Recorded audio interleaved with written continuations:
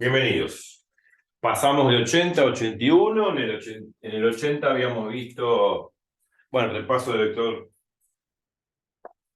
vector tangente de una curva en un punto, lo que es una curva regular, simple. Vamos a trabajar con curvas regulares y simples, así que repasen lo anterior, no voy a repetir todo. Y en el 81 llegó el momento de utilizar todos estos ingredientes vectoriales que vimos en estos videos anteriores, porque la idea de utilizar esos ingredientes es poder llegar a entender geométricamente de dónde vienen los multiplicadores de Lagrange. Que después van a ser a futuro ese famoso teorema de multiplicador de Lagrange, que por ahí ya alguno habrá aplicado para encontrar los máximos y mínimos condicionados. O, bueno, en el peor de los casos, siempre digo lo mismo, los puntos de ensilladura. Pero bueno, muchas veces en problemas más sofisticados ese teorema no sirve y falla. El criterio no va a decidir, y bueno, habrá que utilizar definiciones u otros métodos para detectar qué tipo de punto tengo, si es un extremo o un punto de ensilladura o nada, qué sé yo, bueno, habría que ver.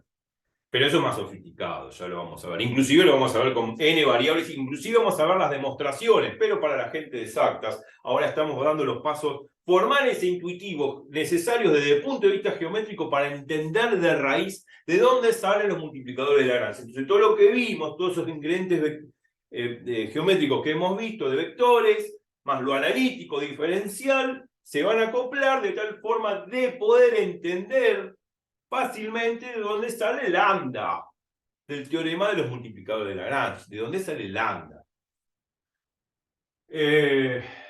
Bien. Supongamos, como hicimos en muchos ejercicios, yo tengo una función z, creo que no me manche, z igual a fxy. Una función que yo tengo que optimizar. Yo quiero encontrar los posibles extremos, ¿no?, máximos o mínimos, no libres, sino condicionados, sujetos a una condición, a una restricción que me da el problema. Yo quiero encontrar los máximos y mínimos condicionados, o quizás puntos de ensilladura, de esa función limitada, vinculada o restringida bajo una cierta condición. Una condición que ya hemos visto en muchos videos, gráficamente y analíticamente, que puede ser una superficie, ¿no? También, o sea, porque sin pérdida de generalidad, esto define una superficie en el espacio. Y la condición que impongo también sería, en 3D, en el espacio, otra superficie. Cuando se interseca la superficie de la función que tengo que optimizar y la superficie de la condición que me limita esta función, al graficar, como lo hicimos en la calculadora gráfica de 3D, al graficar esta función, que es una superficie, y la condición, que es otra superficie, las dos superficies se cortan, generando en su intersección una curva, que serían todos los puntos que comparten ambas superficies. Bueno, esos puntos que comparten ambas superficies, bueno, va a generar una curva y el punto más alto respecto de Z va a ser el máximo condicionado y el punto más bajo respecto de Z va a ser el mínimo condicionado. Entonces, esta es la superficie o función, esto es la función a optimizar, ¿no? Esta es la función a optimizar. Bajo una cierta condición, que la vamos a poner así, gxy igual 0. Esta es la condición que me restringe a esta función. Gráficamente, esto responde a una superficie, esta condición responde a una superficie en 3D, y esta función, z igual a fxy, también responde a una superficie en 3D. Lo hemos hecho en varios ejemplos, en varios ejercicios, en videos atrás. Cuando yo grafico estas dos superficies, lo que vimos es que esas dos superficies se cortan, ¿no? Cortan en puntos en común, que no va a ser otra cosa que los puntos de intersección. Los puntos de intersección son los puntos que cumplen ambas ecuaciones, ambas funciones a la vez. Tanto esto y esto. Entonces, esos son los puntos en común, que cumplen ambas, algebraicamente, esta fórmula y esta fórmula. Y gráficamente serían todos los puntos que tienen en común ambas superficies. O sea, lo que veo lo que veo en la geometría también, lo que veo en la geometría, que serían los puntos en común a ambas superficies, condice con lo que yo observo algebraicamente, donde al meter esos puntos, que son los puntos en común, tanto acá y acá, las dos expresiones funcionan. Entonces, dicho de nuevo, esto es una superficie, esto es otra superficie. La función a optimizar es una superficie. La condición que limita esta superficie, que limita esta función, también es una superficie. Cuando grafico estas dos superficies en 3D, como lo hemos hecho en ejemplos anteriores, se cortan en puntos en común, que no es otra cosa que una curva, quedaron como una curva, ¿no? Esos puntos en común van a ser justamente la curva intersección entre ambas superficies, que algebraicamente significa que si agarro cualquiera de esos puntos que está sobre esa curva, lo reemplazo acá y estas dos expresiones funcionan perfectamente. O sea, se cumple esta igualdad y se cumple esta igualdad.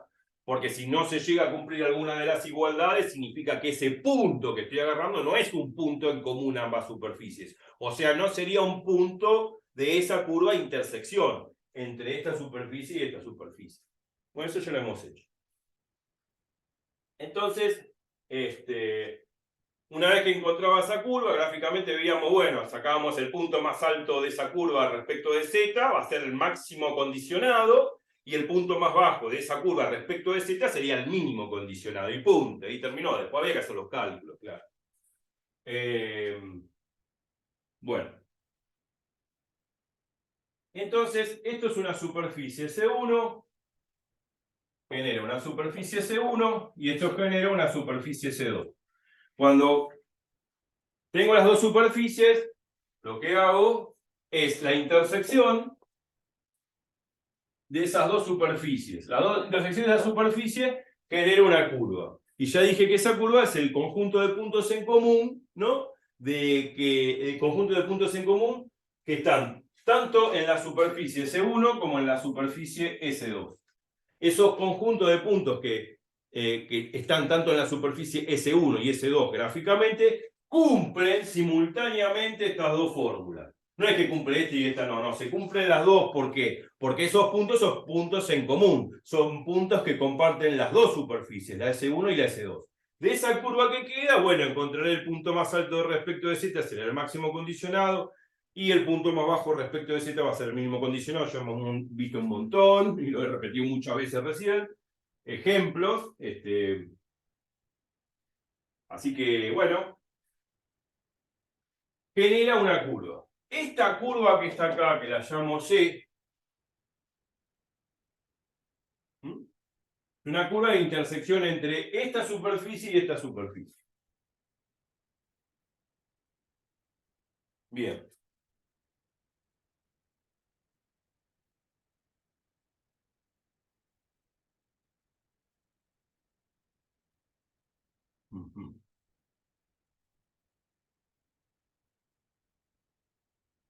Bien.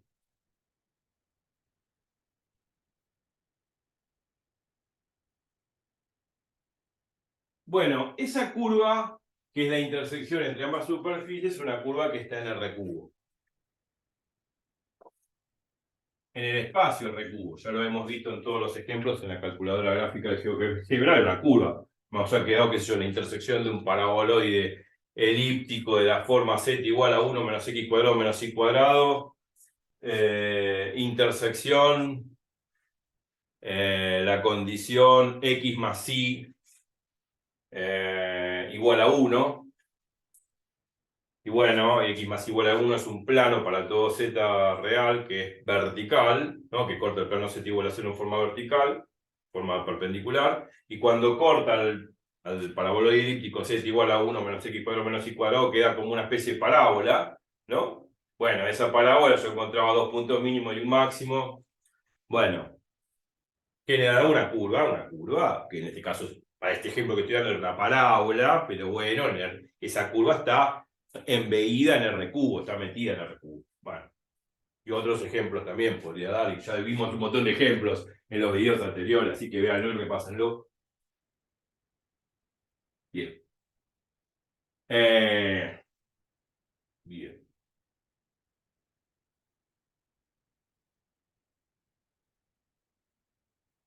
genera una curva.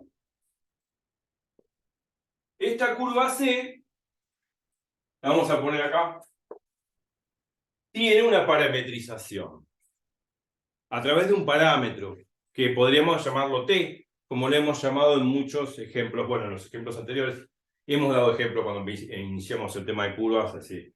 Y lo hemos llamado T. Y esa curva está parametrizada por como vimos antes, una función vectorial R de T, dada por X de T, Y de T y Z de T, donde R de T indica un punto de la curva. R de T indica un punto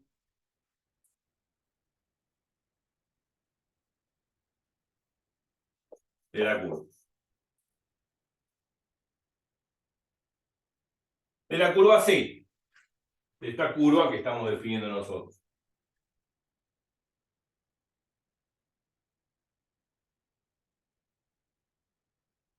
Bien.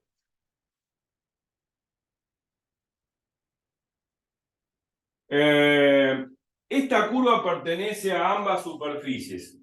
O sea, esta curva está metida en S1 y en S2. O sea, pertenece a ambas superficies porque, lógicamente, esta curva la estoy haciendo, es la intersección entre las dos superficies. ¿Está? O sea, lo que hay que tener en cuenta, observación, es eso, ¿no? Que sí, es algo obvio y demostrable, de que si la intersección entre ambas superficies genera una curva, eso implica que la curva está incluida en S1 y además la curva está incluida en S2. O sea, la curva la contiene la superficie S1 y también la contiene la superficie S2. La superficie S1 está dado por esta función a optimizar y la superficie S2 sería la condición que me impone el problema para encontrar los máximos y mínimos condicionados. Entonces, bueno, bien.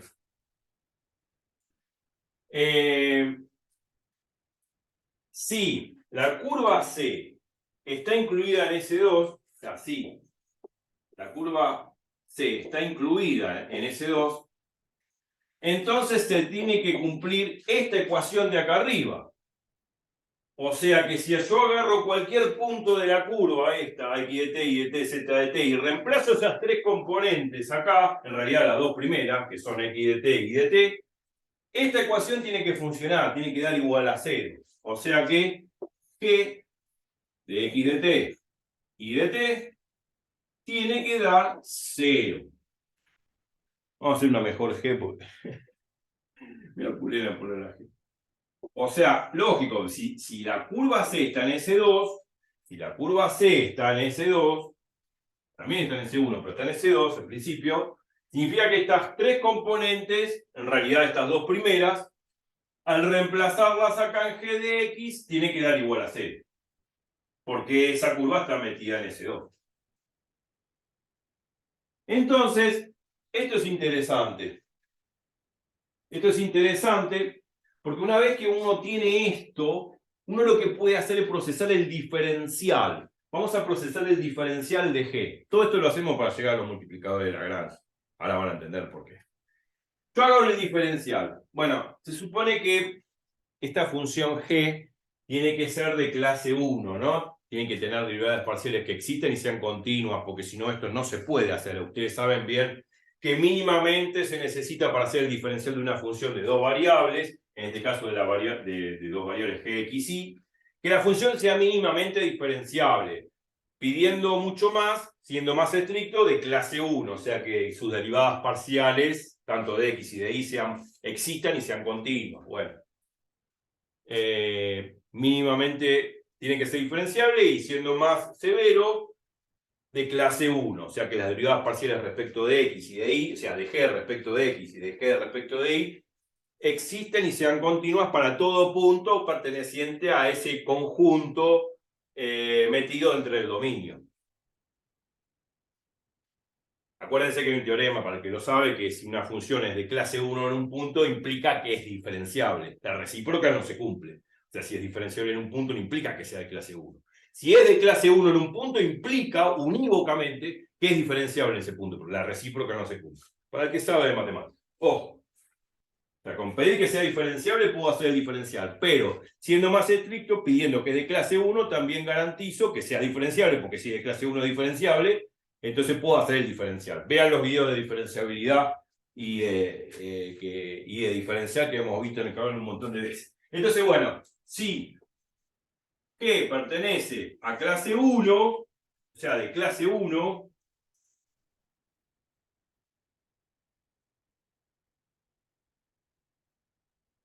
y bueno, G pertenece a clase 1 en T igual a T0, que va a ser un punto genérico de la curva, T sub 0. Entonces, se puede hacer el diferencial. Entonces, hacemos el diferencial. Esta condición es fundamental, si no el diferencial medio como que puede fallar. Mínimamente tengo que pedir que sea diferenciable, pero como diferenciabilidad no vimos funciones de clase 1 y qué sé yo, mínimamente uno tiene que pedir para hacer diferencial que sea diferenciable. Pero bueno, si es de clase 1, bueno, más fuerte la condición. Si de clase 1 implica que es diferenciable, entonces puedo hacer el diferencial. Entonces, de clase 1 hago el diferencial de G no es otra cosa que la derivada parcial de G respecto de X, diferencial X, más la derivada parcial de G respecto de Y, diferencial Y.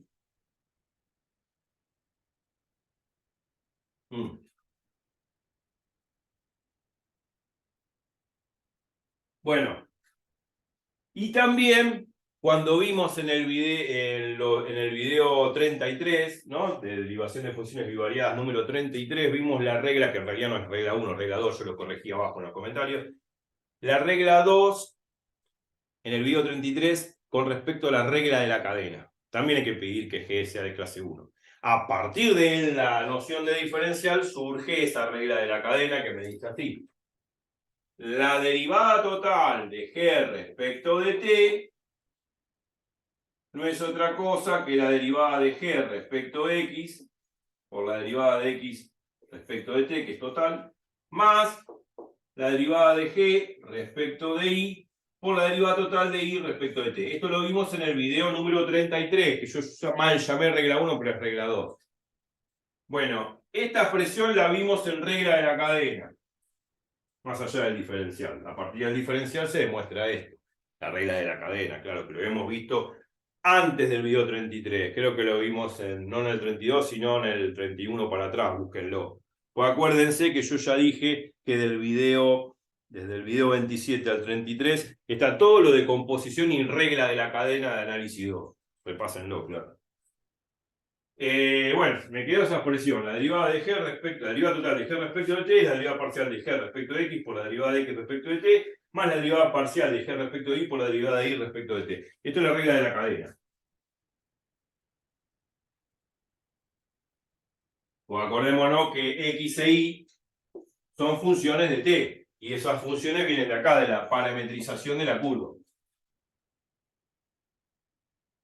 Bueno, este diferencial tiene que dar 0, porque acá hay un 0. Diferencial de 0 es 0.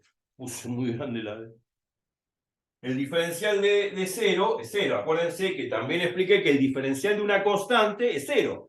Porque el diferencial tiene que ver con el cambio, con la variación. Y una constante no cambia. Y si no cambia, la variación de una constante es 0. Por ende, el diferencial vale 0. Eso lo expliqué un montón de veces cuando vimos diferencial. O sea, el diferencial de 0 más a 1 vale 0. Y esta derivada, que está acá, que es la derivada de G respecto de T, como esto proviene, esta G proviene de esto igualado a 0, esto es lo mismo que poner la derivada total de 0 respecto de T. Y esto es 0. Listo. Entonces la derivada total de G respecto de T, que es todo esto, vale 0. Bueno. Pero no me importa la derivada total, me importa esta expresión de acá del medio igualada a 0. Bueno, perfecto. Buenísimo. Vamos a procesar esto. Algo tengo que borrar. Bueno, no sé si tengo que borrar algo, pero... Sí. esta expresión, me importa esta expresión, esto igual a 0, eso es lo que voy a poner. Ahora voy a borrar todo esto, esto que está acá, lo voy a borrar un poco para no borrar todo lo que estoy poniendo, que son las hipótesis que me llevan a lo que yo quiero, llegar, porque si no pongo estas hipótesis, estas condiciones suficientes, ¿a qué estoy haciendo? Es antiformal, no es matemática, no es geometría diferencial. Entonces, bueno, sabemos que es diferencial, y bueno, bla, bla, bla, esto se fue. Sabemos que esta derivada total vale 0, perfecto. Bueno, lo que me importa es esta expresión de acá. Esto igual a 0. Esto igual a 0.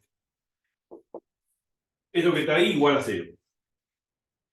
Lo vamos a poner acá arriba para poder tener una continuación prolija de mi exposición.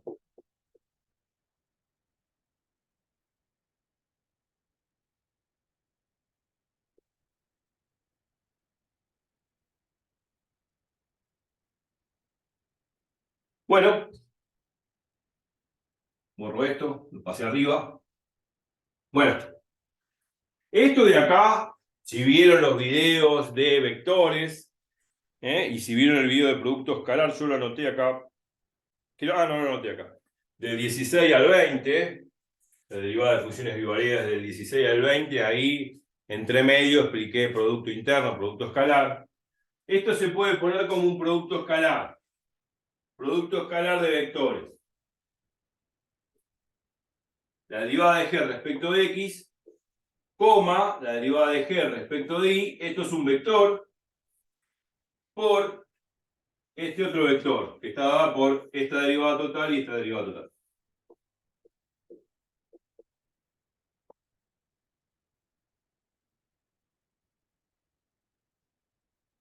Ok, esto es un producto escalar.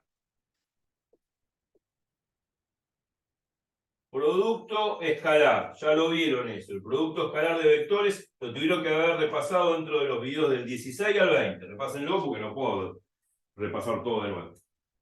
Esto es igual a 0. Bueno.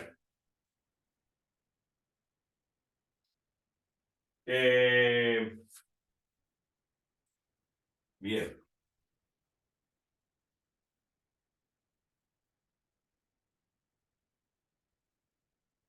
Esto me está diciendo, a este vector lo vamos a llamar así. Y se anota así en la terminología matemática. Con un triangulito al revés, que se llama gradiente, con una rayita arriba de G. A eso lo vamos a llamar así, se llama gradiente de G. Un triangulito al revés con una rayita arriba se llama gradiente, que significa estas dos derivadas parciales en las dos componentes respectivamente. Bien.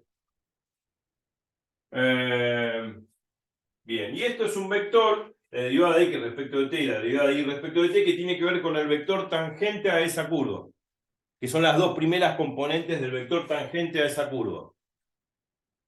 Estas serían las dos primeras componentes del vector tangente a la curva en un punto determinado de esa curva. Bueno, a eso también lo vamos a llamar de una forma.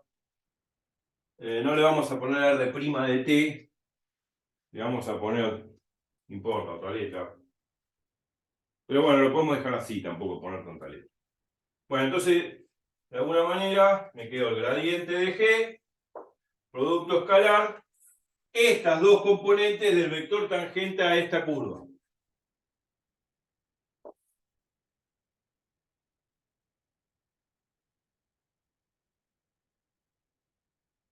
Y este producto escalar vale 0. Nosotros vimos en ese video que en los videos del 16 al 20 y expliqué con detalle y con geometría que dos vectores que son perpendiculares, ortogonales, que forman 90 grados entre sí, sexagesimales, el producto escalar o el producto interno, como algunos lo llaman, vale 0. Vale 0 el producto escalar entre dos vectores perpendiculares. Entonces yo puedo decir que el gradiente de G, a esto se lo llama gradiente, gradiente de G, no importa, es un vector que tiene estas dos componentes. Gradiente de G. El gradiente de G es perpendicular, este es el símbolo de perpendicular, o sea, esto, perpendicular, a las dos componentes del vector tangente a esta curva. Acuérdense que el vector tangente a esta curva es R' de t.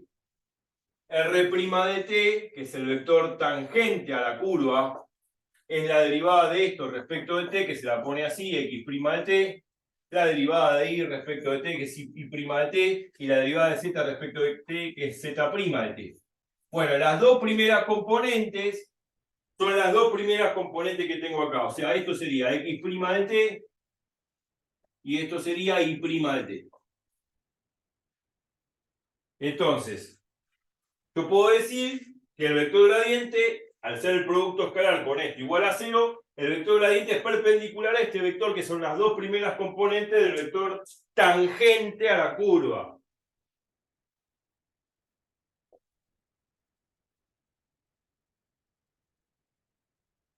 Listo. Esto lo subrayo porque va a ser importante. Bien.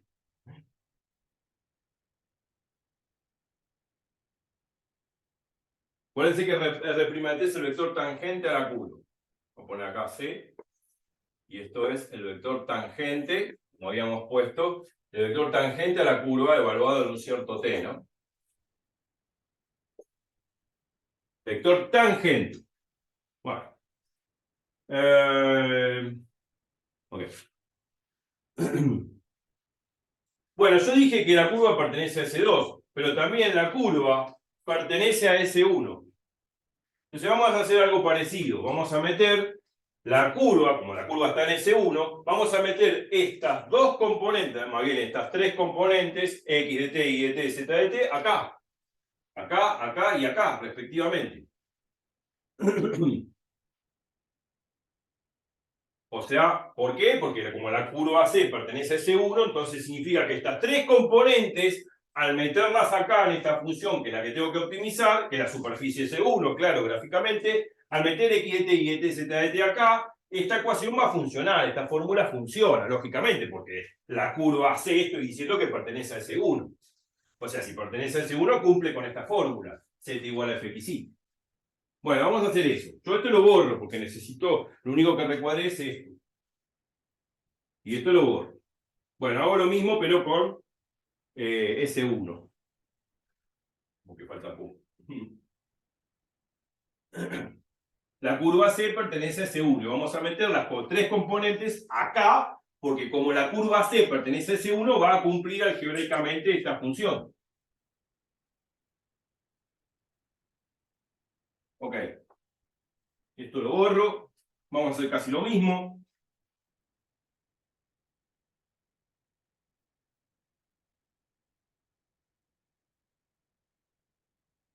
Bueno. Entonces, como la C está incluido en S1, entonces se cumple esto. Z de t, meto X de t, Y de t, Z de t acá, cumple con esta funcional. Cumple con esta función. Entonces, listo. Por la regla de la cadena famosa, yo puedo sacar la derivada total de esto respecto de t. O sea, veámoslo bien. La derivada total de la f, que acuérdense que f, x, y es z, ¿no? O sea, f, x de t, y de t, z de t. La derivada de f total respecto de t, y la derivada parcial de f respecto de x, por la derivada total de x respecto de t, regla de la cadena, regla número 2 del video 33, repasen ese video, más la derivada de f respecto de y por la derivada de y respecto de t. Bueno, esto no es igual a 0, esto es la derivada de z respecto de t, ¿no? Lógicamente. Entonces, esto también se puede descomponer como un producto escalar. Como un producto escalar de vectores. ¿Por qué? Bueno, pues esto se puede poner así. La derivada de f respecto de x, coma, la derivada de f respecto de y, cierro paréntesis, producto escalar, este puntito es producto escalar, por este vector, que es la derivada total de x respecto de t y la derivada total de y respecto de t, que va así. A esto se lo llama gradiente de f.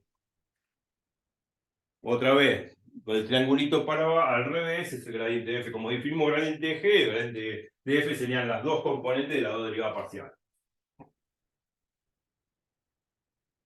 Bueno, y he aquí la condición. Si nosotros tenemos un extremo, o sea, un máximo o un mínimo condicionado, se supone que si tenemos en un cierto valor de t genérico y ubicamos un extremo máximo o mínimo de la curva, que lo podemos ver gráficamente y también analíticamente, si encontramos un extremo máximo o mínimo, la derivada total de f respecto de t en ese punto donde está el máximo o el mínimo tiene que dar 0, porque es un punto crítico. Entonces, se supone que f también tiene que pertenecer a clase 1. Esta condición es fundamental, si no, no puedo hacer el diferencial ni tampoco la regla de la cadena, se supone. Pero bueno, se supone que si yo tengo un extremo máximo mínimo en ese punto donde la función es de clase 1, claro, si no esta regla de la cadena no sirve, entonces la derivada parcial en ese punto genérico t sub 0, llamémoslo, esa derivada parcial tiene que dar 0, porque si hay un extremo y la función es de clase 1, entonces podemos decir que es un punto crítico.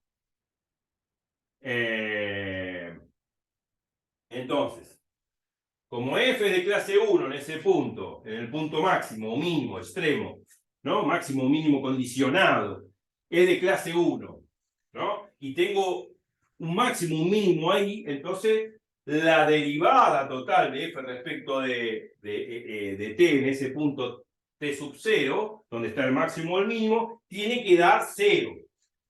Entonces, en ese valor t sub 0, vamos a poner t de máximo, t de mínimo, t sub 0. En ese valor t sub 0, si yo evalúo todo en t sub 0, si yo todo lo evalúo en t sub 0, en t sub 0 encontramos el extremo, máximo o mínimo, condicionado. Si encontramos el máximo o mínimo condicionado en ese valor t sub 0, y sé que la función es de clase 1, entonces esta derivada total tiene que dar 0, porque es un punto crítico. Lo que dije, anótenlo, detengan el video, anótenlo. Se llama teorema de Fermat lo que estoy diciendo, para análisis 2, para dos variables. Que dice así, que si la función es de clase 1, y yo tengo precisamente ahí en t sub 0, ¿no? Que t sub 0 implica obviamente 3 puntos del espacio, que me está dando la ubicación del punto de la curva, ¿no? Que es la curva de intersección entre ambas superficies, entre S1 y S2. Agarro un t sub 0, yo sé que en t sub 0 hay un máximo, un mínimo, ¿no? De la función, que sería el punto más alto de la curva de intersección o el punto más bajo de la curva de intersección. Como sé que es de clase 1 la función, por ese famoso teorema de Fermat, esta derivada tiene que dar 0 porque eso genera un punto crítico. O sea, la función es de clase 1. La función es de clase 1 en ese t sub 0 que me da las 3 coordenadas de ese punto de esa curva. En ese punto de esa curva, esta función es de clase 1. Y sé que hay un extremo ahí, un máximo, un mínimo, entonces hay un punto crítico. Y si hay un punto crítico, esta derivada tiene que dar 6. Sí o sí. Bueno, por ese famoso teorema de Fermat para análisis 2. Ajustado para análisis 2, claro. Para el que me entiende. Bueno, entonces me quedó lo siguiente. Me quedó que el gradiente de f por esto es x' de t y esto es y' de t, el producto escalar de eso vale 0. Bueno, listo. Entonces, como el producto escalar de este vector y este vector vale 0, implica que el gradiente de f en t sub 0, claro, es perpendicular a este vector. X' de t y Y' de t evaluado en t sub 0. Y ahora vamos a poner acá t sub 0, x' de t sub 0 y x' de t sub 0. Todo todo evaluado en t sub 0, claro, todo evaluado en ese punto, en t sub 0. Y acá también vamos a poner t sub 0 porque justamente el punto de análisis, el punto álgido, es el máximo mínimo condicionado que está ahí. Entonces se cumple a rajatabla estas dos cosas. Y esas son las dos cosas que tengo que tener en la mente ahora. Que este vector gradiente, que es estas dos derivadas parciales, es perpendicular a este vector, que son las dos primeras componentes del vector tangente a la curva, y a su vez, en ese punto t sub 0, sigue valiendo que el gradiente de g es perpendicular a estas dos componentes, que son las dos componentes del vector tangente a la curva. Entonces, este aquí lo siguiente. Gráficamente hemos obtenido algo muy interesante y que quiero, bueno, borrar antes que termine el video. Esta es la condición 1 y esta es la condición 2. Si se cumplen ambas condiciones a la vez, geométricamente estamos observando esto.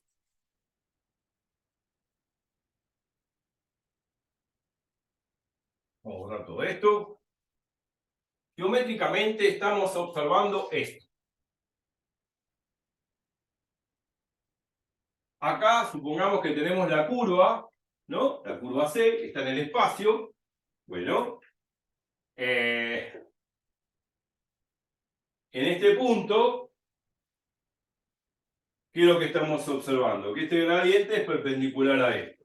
Y este gradiente es perpendicular a esto. Entonces, podríamos hacer, supongamos que estamos en el plano XY, ¿no? Este es el vector tangente a esa curva dado por estas dos componentes. O sea, X' de T0 e Y' de T0. Bueno. Y a su vez, estos dos vectores, gradiente F y gradiente de G, son perpendiculares a esta curva.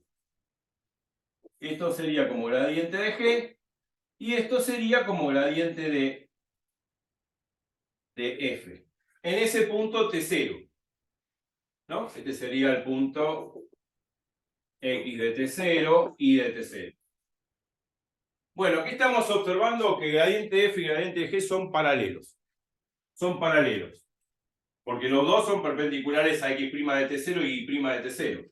Entonces eso implica que este vector y este vector, estos dos gradientes, son paralelos. ¿En dónde? Son paralelos en T igual a T0.